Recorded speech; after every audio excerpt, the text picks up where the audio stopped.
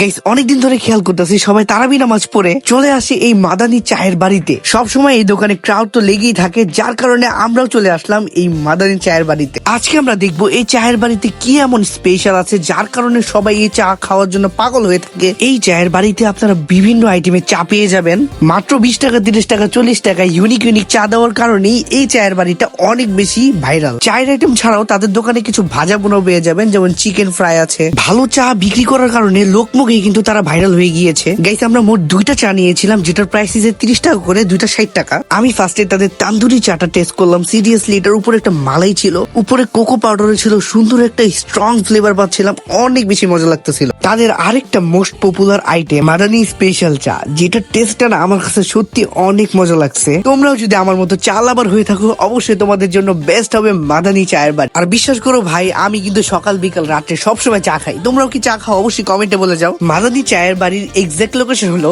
ঢাকা গ্যান্ডারিয়া মিলব্যারেক থানার একেবারেই সামনে। সিরিয়াসলি ভাই এই চাটা না আসলে অনেক মজা ছিল। গাইস আজকের মতো এই পর্যন্তই। সবাই ভালো থাকো, সুস্থ থাকো, আল্লাহ হাফেজ।